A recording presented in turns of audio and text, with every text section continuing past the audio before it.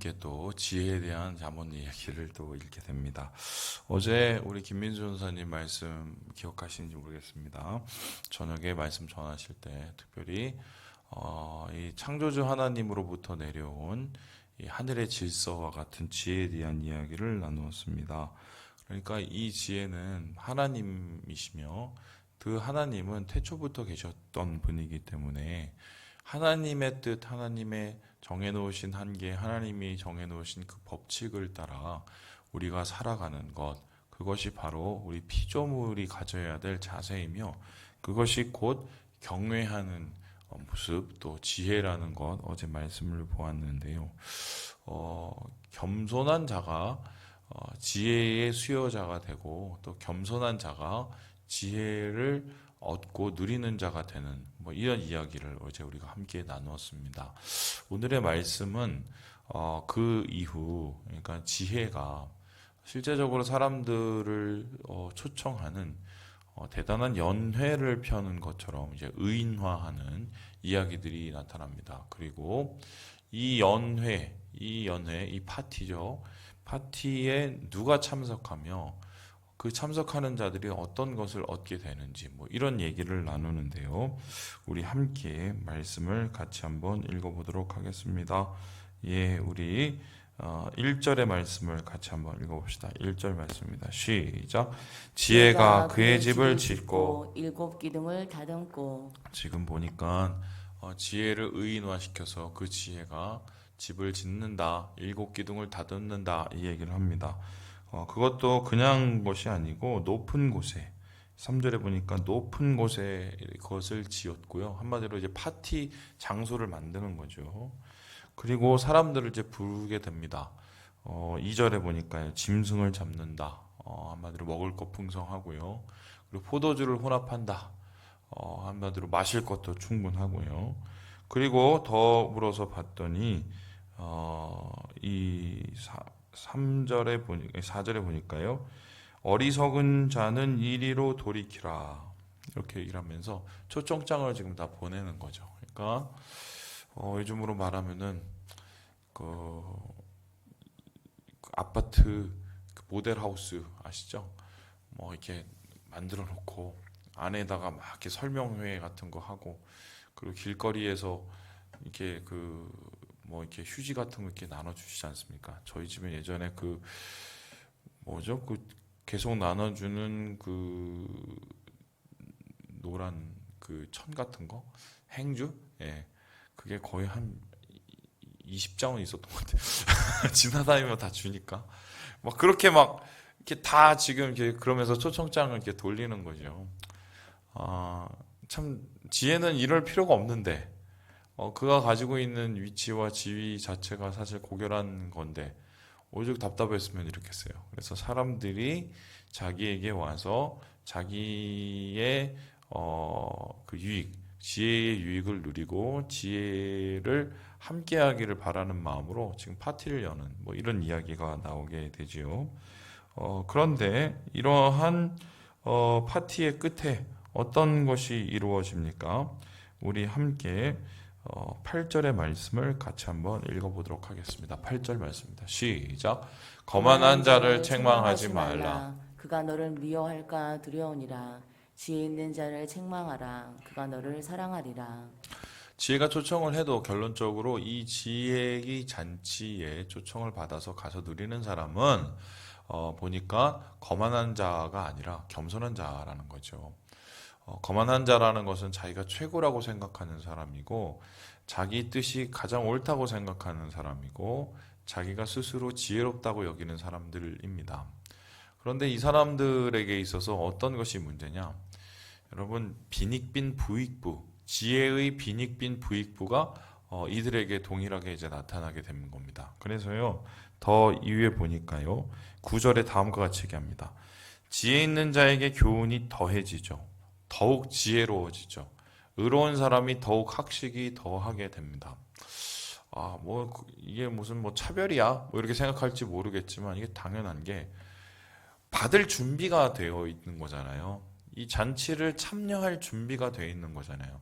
아무리 좋은 밥상, 아무리 좋은 뭐 잔치상, 아무리 좋은 조건의 이야기를 가져다 놓고도 그걸 누릴 수 있는 준비가 되어 있지 않으면 사실 그것은 차지할 수가 없게 됩니다.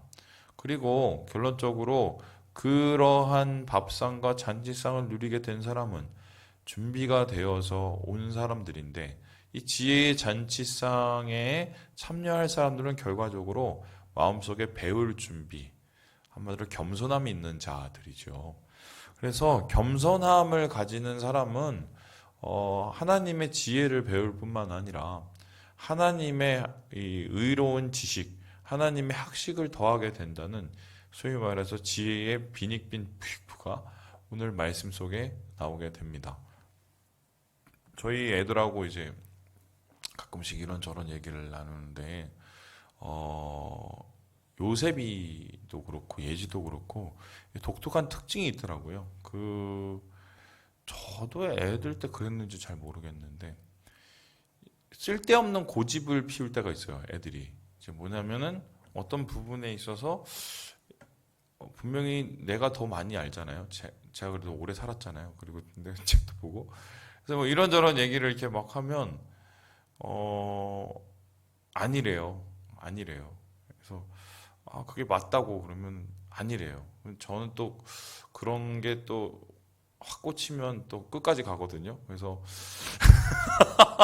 이제 막 이게 막 이렇게 보여줘요. 이거 보여주고.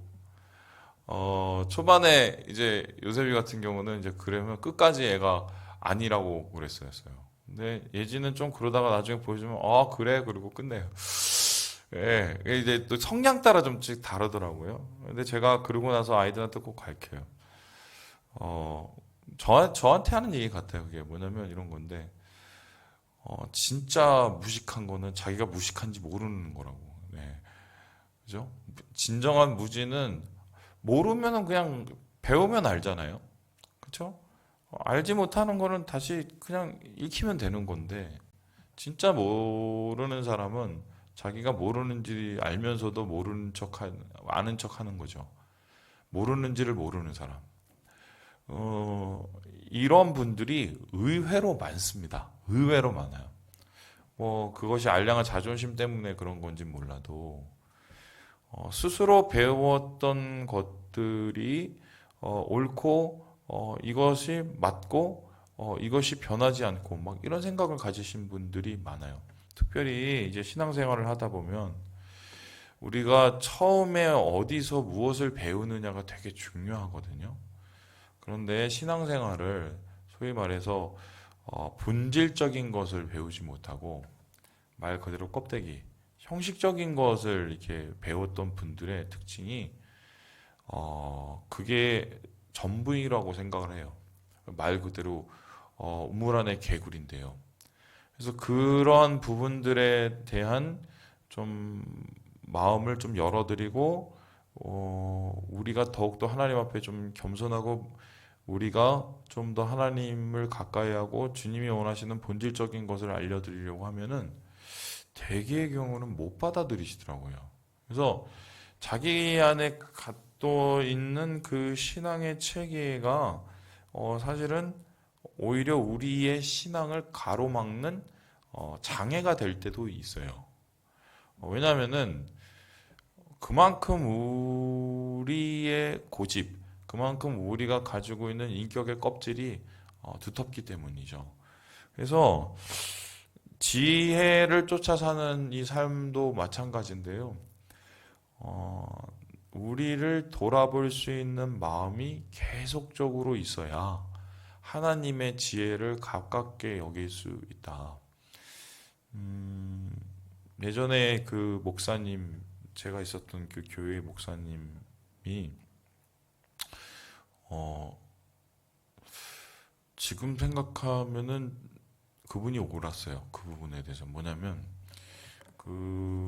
이 큐티에 대한 얘기를 막 하다가 이 교회 성도들이 이렇게 큐티를 조금 더 자유롭게 하고 잘하고 또한 뭔가 이 큐티를 통해서 은혜를 받는 막 이런 방법들을 막 이렇게 교육자 회의에서 이렇게 논의를 하고 있었었는데 그 큐티로 이렇게 되게 성공한 교회, 큐티로 부흥한 교회 얘기를 어떤 그 목사님이 부목사님이 했어요. 어떤 교회를 얘기를 들었는데 거긴 이렇게 한다더라. 이렇게 얘기를 하니까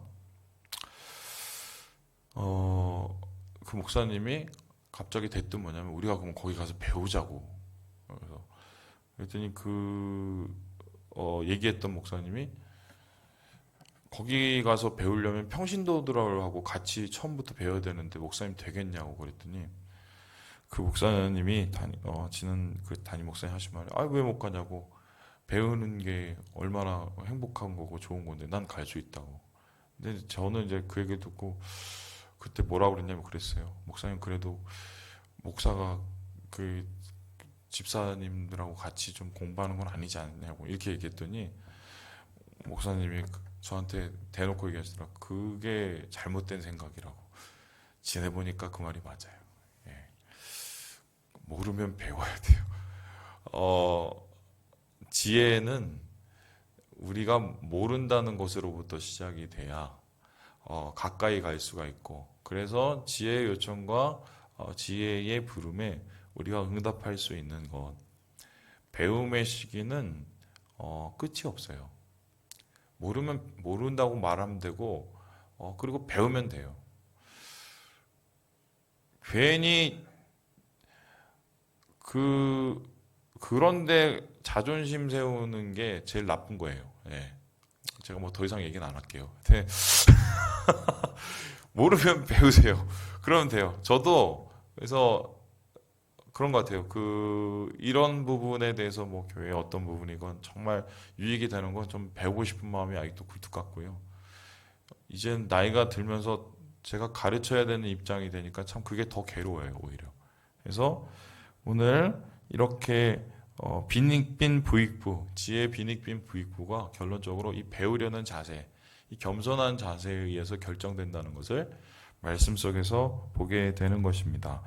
그래서 이러한 이 겸손한 자세로 이 지혜 잔치에 초대되어서 온전한 지혜를 누리는 자에게 어떤 일이 일어나게 됩니까? 우리 함께 11절의 말씀을 같이 한번 읽어보도록 하겠습니다. 시작. 나 지혜로 말미암아 내 날이 많아질 것이요 내 생명의 해가 내게 더하리라. 지금 보니까 수명이 늘어난다. 단순한 수명이 아니라 생명의 날이라고 얘기하죠. 생명의 해라는 것은 무엇입니까? 우리가 하나님의 생명과 진리를 가까이 하고 하나님께 나아갈 수 있는 그 시간이 더 늘어나게 된다. 하나님 안에서 더 은혜로운 삶을 살게 된다는 말입니다. 그래서요, 이렇게 지혜 잔치에 초대된 자들의 은혜를 오늘 말씀하고 있습니다. 그러고 난 후에 오늘 이 잠언의 기자는 반대편의 얘기를 합니다. 그렇다면 도대체 이 거만한 자들은 어디에 가 있을까? 뭐 이런 얘기를 하는데요. 비슷한 구조를 가진 다른 잔치에 대한 이야기를 하게 되지요. 우리 함께 같이 한번 14절의 말씀을 같이 한번 읽어보겠습니다. 14절입니다. 시작. 자기 집 문 앞에 앉아서 성읍 높은 곳에 있는 자리에 앉아서. 지금 또 비슷한 잔치가 높은 곳에서 벌어집니다. 15절에 보니까 행인들을 똑같이 부릅니다. 16절에 보니까 이 사람들을 뭐 이리저리 막 부르고 어리석은 사람, 지혜 없는 사람을 홀리고 글을 읽게 되지요. 그런데 알고 봤더니 이게 무엇입니까? 지혜가 아니라 반지혜, 이 미련한 자를 위한 죄의 잔치에 초대하는 거죠. 그런데 웃긴 건 이 죄의 잔치에 초대하는 미련한 여인의 이 초대에 어떤 것들이 일어납니까? 18절을 한번 읽어볼까요? 시작. 오직 그 어리석은 자는 죽은 자들이 거기 있는 것과 그의 객들이 수월 깊은 곳에 있는 것을 알지 못하느니라. 여기는 별로 돌리는 것도 없는데 사람들이 엄청 많이 오죠. 예, 그렇죠? 그러면은 지혜는 뭐 각종 먹을 것과 마실 것을 다 준비해놔도 그렇게 안 오더니 왜 여기 이 미련한 자의 잔치에는 사람들이 이렇게 모일까?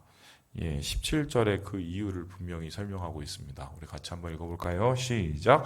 도둑질한 물이 달고 몰래 먹는 떡이 맛이 있다 하는도다. 본능을 자극하는 말들을 하기 때문이죠. 그래서요, 이 어리석은 자의 잔치, 미련의 잔치는 본능을 자극하는 잔치요. 지혜의 잔치는 우리의 지성과 영성을 자극하는 잔치다. 우리는 당연히 이러면은 지혜의 잔치, 지성과 영성을 추구하는 잔치가 더 이롭다고 생각하지만 실제로 이 세상에서는 대부분 본능에 의거한 이 부름, 본능을 지켜 세우는 이 잔치를 훨씬 더 좋아합니다. 그래서 여기는 대충 뭐 돌리지 않아도 사람들이 모이게 되고요. 여러분 쉽게 제가 설명을 해볼게요. 우리나라가 얼마나 웃긴 나라인 줄 아세요? 예전에 그 분이 저한테 이렇게 와서 목사님 이거 어때요? 하고 막 이렇게 뭐 이렇게 사업적인 얘기를 저한테 이렇게 뭐 물어보신 분이 있었어요. 근데 이제 뭐 이렇게 하면은 어떻게 뭐 배당이 어떻게 나오고 그러면 이렇게 계속 매달 돈이 어떻게 나오고 뭐 그런다는 거예요. 근데 얘기를 잘 들어봤더니 돈 놓고 돈 먹기더라고요. 불로소득. 세상에 그런 게 과연 있을까? 그래도 뭐 물어보시니까 제가 이제 그걸 가지고 전문하시는 분, 전문가들한테 가서 몇 분한테 물어봤어요. 이런 일이 있다는데 혹시 이거 아느냐? 그랬더니 이제 그분들이 그 다음 날 이거 알아보고 저한테 이제 그 자료들을 쫙 보내왔는데 한마디로 사기였어요. 근데 그 사기가 어떻게 된 사기냐면 이미 강남에서 한번 다 해먹은 사기. 강남에서 그 사기가 한 1년 반 전에 이미 다 해먹고 끝난 사기인 거예요. 그 사기가 1년 반 만에 이 동네까지 밀려온 거죠. 그래서 제가 이제 그 부분을 이렇게 설명을 막 해드렸어요. 이건 이렇고 저건 저런데, 이거는 이 말이 안 되는 시스템이고, 그리고 이것 때문에 피해받은 사람들이 이렇게 있다. 이렇게 얘기를 딱 해드렸어요. 그런데 아니래요. 아니래요. 그래서 제가 아니 아닌 게 아니다. 그래서 그걸 계속 설명을 해드렸어요. 근데 받아들이지를 않으시더라고요. 아니나 다를까 나중에 피해를 보셨는데 제가 그걸 보면서 어떻게 생각이 드냐면 항상 구조가 그래요. 강남에서 해먹던 거를 한 1년 혹은 이쪽까지 물러오는데 보통 1년 정도 걸리더라고요. 똑같은 방법에 똑같은 수법을 써서 그렇게 사람들의 등을 치고 사기를 쳐먹는 그걸 똑같이 당하는 거예요. 심지어는 그것을 당하는 것을 알면서도 거기서 못 벗어나요. 왜 그럴까? 본능을 자극받아서 그런 거죠. 자기는 아닐 것 같거든요. 그래서요, 이렇게 생각하시면 됩니다. 어, 이게 절호의 기회처럼 보이고, 이게 정말 뭐, 소위 말해서 그냥 누워서 떡 먹기 같고, 이게 내가 너무 좋아하는 방법이고, 그거면 무조건 하지 마세요. 그게 정답이에요. 근데 반대로, 이거 하면은 내가 조금 불편해질 것 같고, 이거 하면은 좀 여러모로 내 삶이 좀 뭔가, 이전 모습하고 달라질 것 같고, 그거는 옳을 경우가 많아요. 맞을 경우가 많아요. 그래서요, 여러분, 이 본능을 자극하는 어리석음의 길을 멀리하고 우리의 영성을 자극하는 지혜의 길을 우리가 갈 때 하나님께서 우리를 통해서 은혜를 부어주신다. 이 얘기를 여러분께 오늘 말씀을 드립니다. 말씀 마칩니다. 사랑하는 여러분, 지혜의 길을 걸으십시오. 지혜의 잔치를 아멘으로 응답하시면서 걸어갈 때 하나님이 주시는 은혜의 잔치 그리고 하나님이 주시는 지혜의 잔치의 주인공이 되시길 주님의 이름으로 축원합니다.